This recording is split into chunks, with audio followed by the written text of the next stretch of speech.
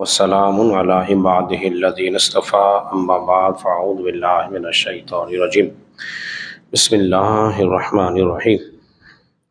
حضرات محترم، آپ حضرات درس سے حدیث سماعت کر رہے ہیں اور ریاض الصالحین سے آج ہماری حدیث جو ہے وہ 1778 ہے۔ جو روایت آپ کے سامنے بیان کرنے لگا ہوں یہ مسلم شریف کی حدیث مبارکہ ہے۔ حضرت جابر رضی اللہ عنہ سے روایت ہے کہ رسول اللہ صلی اللہ علیہ وسلم نے ارشاد فرماتے ہیں کہ نبی پاک صلی اللہ علیہ وسلم نے کھڑے ہوئے پانی میں پیشاب کرنے سے منع فرمایا۔ جہاں پانی ٹھہرا ہوا ہو اس کے اندر پیشاب کرنا منع ہے۔ علماء کرام بیان فرماتے ہیں کہ بہتا ہوا پانی جو کثیر ہو اس میں کوئی پیشاب کر دے تو وہ پانی نجس نہیں ہوتا، لیکن جو پانی قلیل ہے اور ٹھہرا ہوا ہے اس میں کوئی پیشاب کر دے پانی نجس ہو جائے گا، ناپاک ہو جائے گا، تو اس سے وضو اور غسل نہیں ہو سکتا۔ لیکن کوئی تالاب ہو اور کوئی نہر ہو، نہر میں کوئی غسل کرے یا پیشاب کر دے تو وہ پانی کیا ہے بولیے پاک رہے گا، کیونکہ بہتا ہوا پانی ہے۔ ایک بات علماء نے اور بیان فرمائی، بیان فرماتے ہیں کہ پھر اس کی ایک تعداد ہے۔ فرماتے ہیں کہ پانی پاکیزہ کیسے معلوم ہو؟ اس کا رنگ تبدیل نہیں ہونا چاہیے، اس میں بو نہیں ہونی چاہیے، اور اس کا ذائقہ تبدیلی نہ ہو۔ تین چیزیں ہیں: بو، رنگ اور ذائقہ۔ تو اگر یہ پانی میں محسوس ہوتی ہے اس پانی سے بچنا چاہیے۔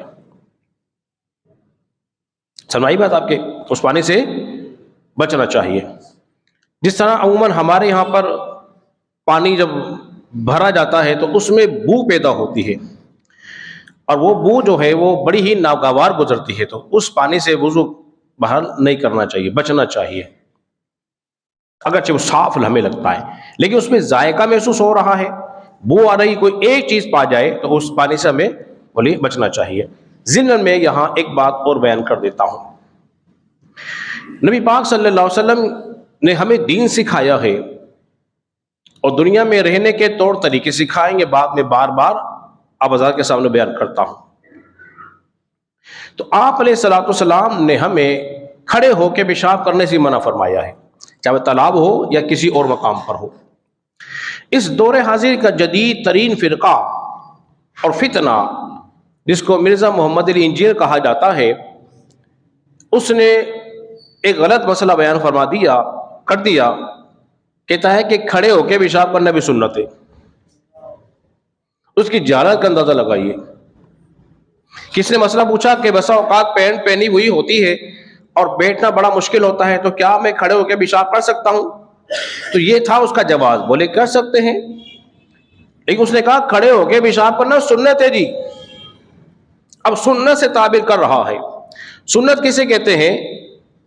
وہ سنت اس عمل کو کہتے ہیں جس میں نبی پاک صلی اللہ علیہ وسلم نے ہمیشہ اس پر عمل کیا ہو، جو تواتر سے ثابت ہو، جس کے خلاف کوئی غیر معارض عمل نہ پایا جائے۔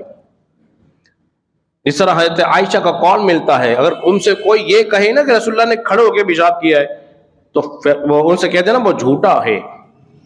نبی پاک صلی اللہ علیہ وسلم نے ہمیشہ بیٹھ کے پیشاب کیا ہے، اور بیٹھ کے پیشاب کرنے کی بولی ہمیں تعلیم فرمائی ہے۔ باقی رہا کہ بخاری مسلم میں کوئی روایت آئی ہے، بھئی ہمیں وہ بخاری مسلم والی روایت ہمیں مضر نہیں ہے ہمارے لیے۔